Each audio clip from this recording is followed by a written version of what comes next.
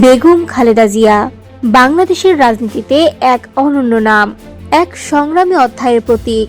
একজন সাধারণ গৃহবধূ থেকে দেশের প্রথম নারী প্রধানমন্ত্রী হয়ে ওঠার এই যাত্রা ছিল নিরবচ্ছিন্ন লড়াই, ত্যাগ আর সাহসের ইতিহাস।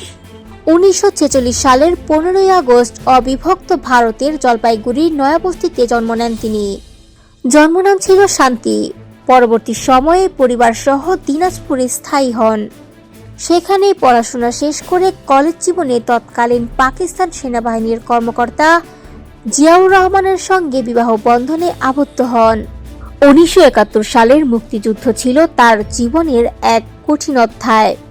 পাকিস্তানি বাহিনীর হাতে বন্দিত্ব, গৃহবন্দী জীবন এবং যুদ্ধ শেষে মুক্তির মধ্য দিয়ে তিনি প্রত্যক্ষ করেন ইতিহাসের নির্মম বাস্তবতা। 1981 সালে রাষ্ট্রপতি জিয়াউর রহমানের শাহাদতের পর রাজনীতিতে আসেন বেগম খালেদা জিয়া। 1984 সালে বিএনপির চেয়ারপারসন নির্বাচিত হওয়ার মাধ্যমে শুরু হয় তার সক্রিয় রাজনৈতিক পথচলা। স্বৈরশাসক এরশাদের বিরুদ্ধে গণতন্ত্রের পুনরুদ্ধারের আন্দোলনে তিনি ছিলেন আপোষহীন।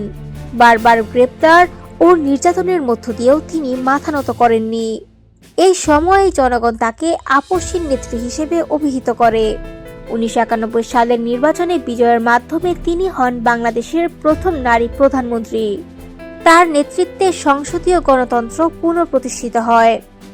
আন্তর্জাতিক অঙ্গনেও তিনি বাংলাদেশের কণ্ঠস্বর তুলে ধরেন, বিশেষ করে রোহিঙ্গা শরণার্থী সংকট নিয়ে। 2001 সালে পুনরায় ক্ষমতায় এসে দুর্নীতি দমন ও সুশাসনের অঙ্গীকার করেন তিনি। তার নেতৃত্ব ও ভূমিকার স্বীকৃতিস্বরূপ আন্তর্জাতিকভাবে একাধিক সম্মাননা লাভ করেন। পরবর্তী সময়ে রাজনৈতিক প্রতিহিংসা, কারাবাস ও অসুস্থতার মধ্য দিয়েও তিনি গণতন্ত্রের প্রশ্নে আপোষ করেননি।